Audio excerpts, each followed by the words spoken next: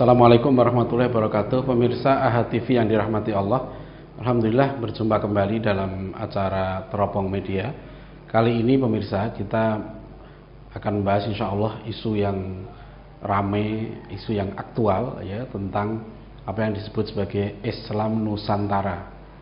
Tentu kita pernah mendengar dan membaca bagaimana hebohnya ya kasus pembacaan ayat Al-Quran ketika peringatan Isra Mi'raj yang lalu di Istana Negara, yang qori'nya waktu itu membaca Al-Quran dalam langgam Jawa.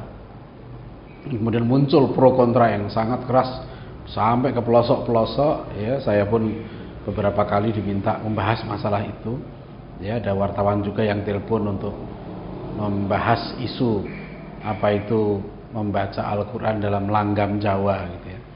Nah, ini katanya bagian dari proyek membentuk Islam Nusantara itu. Tadi malam saya dihubungi untuk mengisi kuliah subuh di satu masjid di daerah Cimanggis ini. Itu juga panitianya minta membahas tentang Islam Nusantara ya. Saya sebetulnya terus terang tidak terlalu tertarik ya membahas masalah Islam Nusantara ini, karena dari segi istilahnya, saya belum substansinya ya. Dari segi istilahnya ini kita bisa mempertanyakan atau kita bertanya, ini maksud Islam Nusantara itu apa?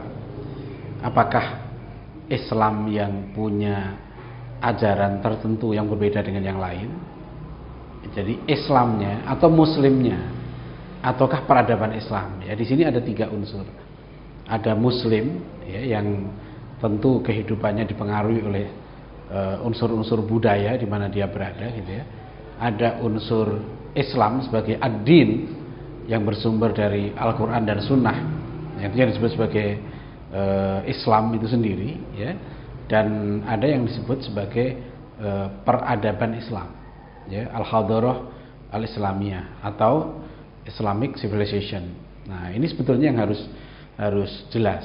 Dan baru saya coba cari di internet ya, ada penjelasan tentang Islam Nusantara ini yang agak jelas ya, di websitenya Fakultas Adab dan Humaniora UIN Jakarta ya. Silahkan dicek di situ, di websitenya ada judul artikel atau tulisan berjudul Islam Nusantara adalah kita ya.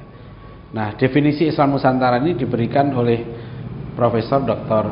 Azumadi Azra ya, mantan rektor UIN Jakarta, yang juga sekarang guru besar di Fakultas Adab dan Humaniora UIN Syarif Hidayatullah Jakarta. Apa definisi Profesor Azra? Saya baca dalam edisi bahasa Indonesianya ini. Profesor Azumadi Azra mendefinisikan Islam Nusantara sebagai berikut ya. Islam Nusantara adalah Islam distintif ya, jadi Islam Nusantara itu artinya Islam yang unik ya, distingsi, yang dia distintif, yang dia berbeda dengan yang lain.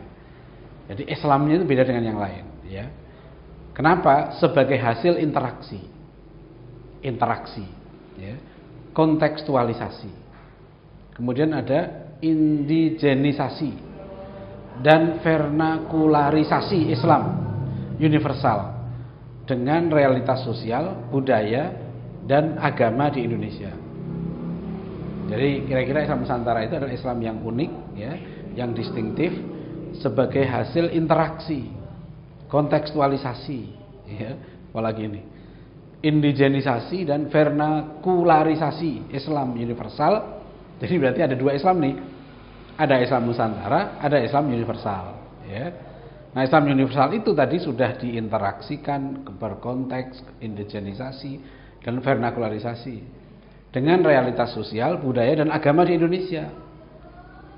Kemudian lanjutannya definisi Islam Nusantara ini, ortodoksi Islam Nusantara. Ortodoksi Islam Nusantara. Ya, bagi yang nggak paham, difaham-fahamkan aja lah ya. Jadi istilahnya pokoknya ini istilah orang-orang pinter nih ya. Jadi istilah yang tinggi-tinggi lah nih.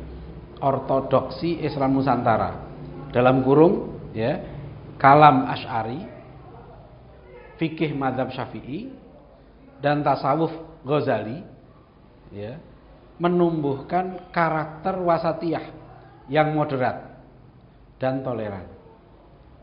Islam Nusantara yang kaya dengan warisan Islam, ya, Islamic legacy, menjadi harapan renaissance peradaban Islam global. Ya. Saya harus berpikir agak panjang membaca ini, ya. Kalau kita lihat apa sebenarnya wujudnya seperti apa sih Islam Nusantara? Apakah ini yang ada sekarang ini namanya Islam Nusantara, gitu ya? Kita ini masuk semua dalam Islam Nusantara, ya. Tapi kalau dilihat ortodoksi Islam Nusantara itu adalah kalam Asy'ari, ya, kemudian fikihnya mazhab Syafi'i, tasawufnya Ghazali, menumbuhkan karakter wasatiyah yang mudah dan toleran. Nah, pemirsa, saya agak bertanya ini, ya, pada misalnya justru selama ini, gitu ya, kalau dikatakan Islam Nusantara, yang dikembangkan di kampus-kampus UIN ini, gitu ya, terutama di UIN Jakarta ini, dan hasil perjalanan saya ke berbagai UIN yang lain, yang dikembangkan bukan ini menurut saya, bukan Asy'ari, mazhab Syafi'i atau tasawuf Ghazali, ya. Ya, itu yang justru selama ini dikembangkan, terutama yang dipelopori oleh pemikiran Profesor Harun Nasution, ya, yang masih sangat diagungkan, ya, sebagai pelopor pembaruan studi Islam di Indonesia, bahkan dianggap pelopor kemajuan studi Islam di Indonesia. Dalam beberapa tulisan Profesor Harun, ya, itu sudah saya kupas di buku Hegemoni Kristen dalam Studi Islam di Perguruan Tinggi.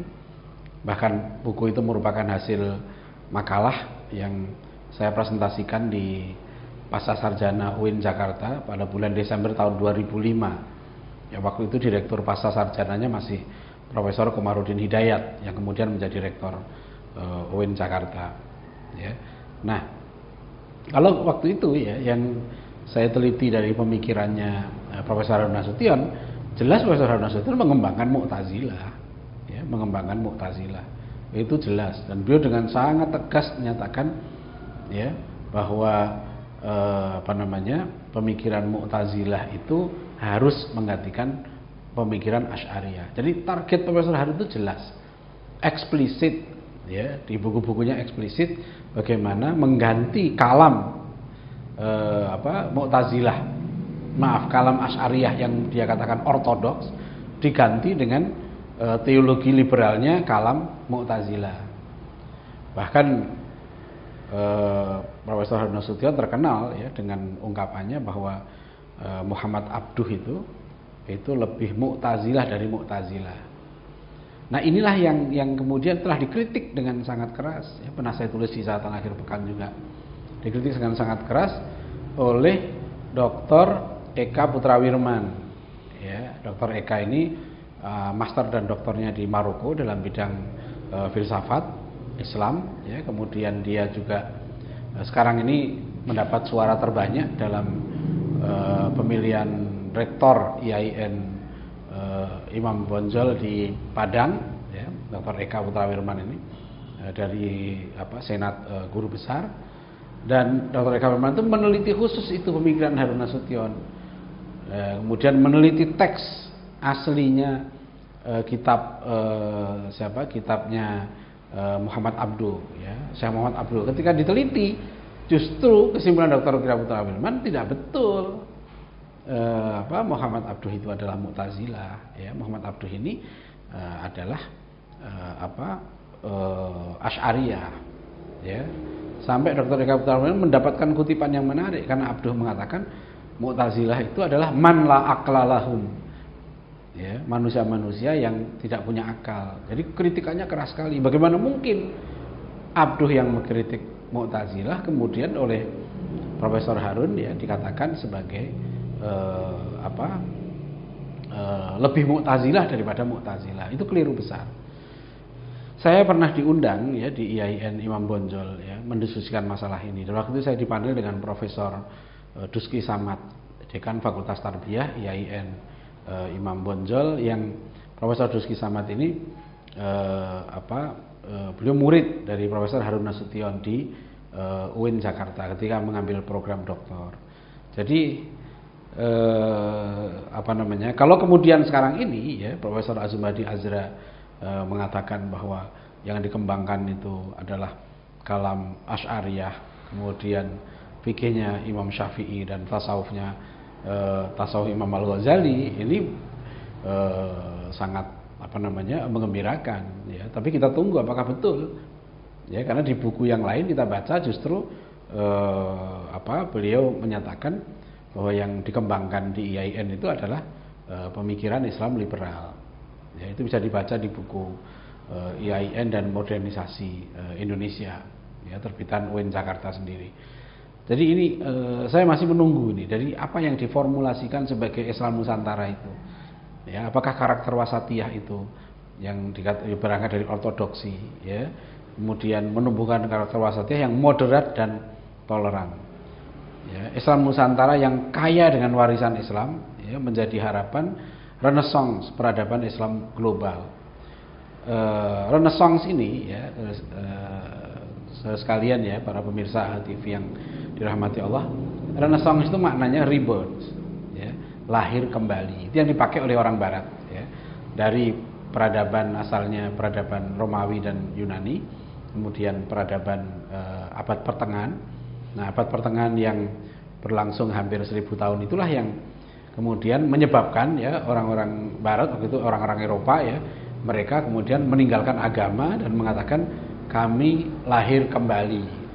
Maksudnya mereka lahir kembali karena selama dikuasai oleh Tuhan, dikuasai oleh wakil Tuhan, dikuasai oleh agama, ya, agama Kristen dalam hal ini, mereka menganggap diri mereka itu mati dan kemudian mereka lahir kembali. Ya, mereka rebirth, lahir kembali, ya. Jadi ini belum begitu jelas kalau kita lihat. Jadi apa sih yang disebut Islam Nusantara itu? Apakah maksudnya peradaban Islam? Ya, kalau peradaban Islam sangat realistis. Ya, kalau kita bicara Islam peradaban Islam, memang kita sudah ada namanya, ya, Malay Muslim Civilization. Istilahnya pun ada. Jadi peradaban itu, ya, di samping ajaran-ajaran Islam itu terwujud dalam berbagai aspek kehidupan umat Islam. Peradaban itu terwujud dalam sistem politiknya, perilaku politiknya, ya, terwujud dalam perilaku hukumnya, budaya hukumnya, terwujud dalam ekonominya, sosialnya, pendidikannya, aspek kesehatannya, ya, aspek seninya. Itu peradaban. Kalau kita bilang kita bicara peradaban. Maka kalau kita bicara peradaban Islam, ya, peradaban Islam Melayu, ya, atau Islam Nusantara, maksudnya adalah di situ Malay Civilization, ya, Islamic Malay Civilization, itu bisa kita terima. Karena memang berbeda, ya. Ciri peradaban Melayu Islam itu punya ciri yang khas, ya. Misalnya dari segi ornamen masjid. Kalau kita lihat, kita mungkin tidak menjumpai itu masjid model Sunan Kudus di Kudus, ya. Di mana menara Kudus itu, masjid itu bentuknya seperti pura, termasuk pagernya itu seperti pura. Itu tidak kita jumpai di tempat yang lain. Nah, kalau ini yang dimaksud, menurut saya itu bukan Islam Nusantara. Itu peradaban Islam Nusantara yang punya corak, ya, corak khas di situ. Sunan Kudus ini meskipun konon kabarnya Sunan Kudus ini dianggap salafinya para wali gitu. Tapi beliau bahkan memberikan pesan, di Kudus itu orang Muslim jangan menyembelih sapi waktu hari raya Kurban karena itu menyinggung perasaan orang Hindu. Ya. Jadi ini bukan, sebetulnya ini bukan Islamic atau Islam Nusantara ini. Ini peradaban Islam Nusantara. Jadi kenapa ini penting menurut saya, ya, menurut hemat saya, ya, pemirsa, ini perlu kita bedakan antara Islam dengan peradaban Islam. Karena Islam itu adalah ajaran, ya, pemikiran-pemikiran, ya, hukum-hukum yang bersumber dari Al-Quran dan Sunnah. Dan sifat Islam dalam hal ini, yaitu ad-dinul Islam, itu menurut hemat saya adalah bersifat universal. Rasulullah itu diutus untuk seluruh manusia. Wa ma arsalnaka illa kafatan linnas. Isi ajaran Rasulullah, ya, relevansinya, bahkan ke uswatun hasanahan beliau, keteladanan beliau, ya, itu sifatnya universal. Ya, itu sifatnya abadi, yaitu untuk seluruh waktu sampai hari kiamat dan untuk seluruh bangsa, untuk seluruh manusia. Tidak beda dia. Nah, dalam hal ini Islam satu. Ya, saya bilang nggak ada itu Islam Nusantara dalam hal ini.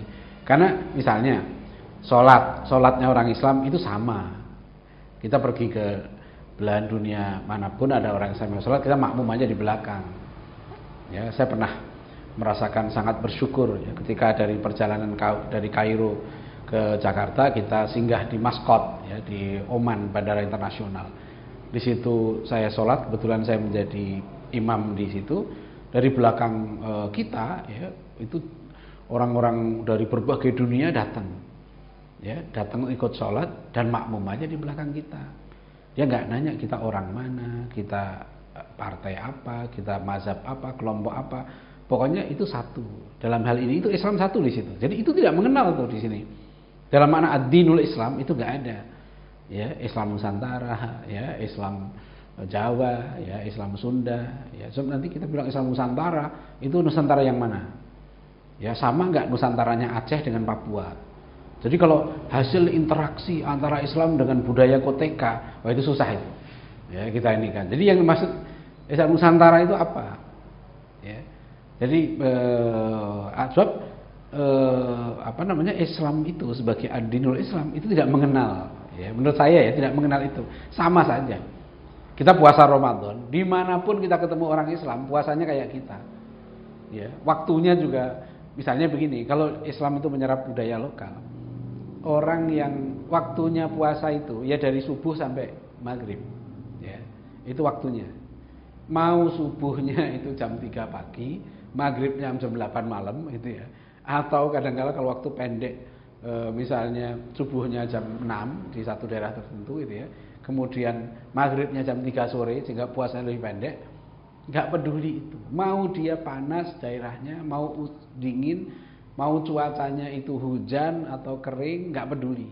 Ya, dalam hal ini puasa tetap sama. Ya, nah itu namanya ad-dinul Islam, itu nggak berubah. Di situ tidak ada Islam Nusantara, Islam Jawa, Islam ini nggak ada. Cara ngubur jenazah, ya, mau tanahnya mahal, tanahnya murah, dapat tanahnya gampang atau enggak gitu ya, mau apa namanya, di situ sangat susah cari tanah untuk kuburan seperti di Singapura, Jepang, Inggris dan sebagainya, mau cari tanah yang sangat gampang ya di daerah-daerah, tetap cara nguburnya sama. Nah pemirsa, dalam hal ini ya, dalam hal seperti ini ad-dinul Islam ini ya tidak ada itu istilah Islam Nusantara, ya, Islam Arab, ya, Islam Hong Kong, ya, Islam Jepara, Islam Ciampea, ya, atau Islam apa namanya Soviet.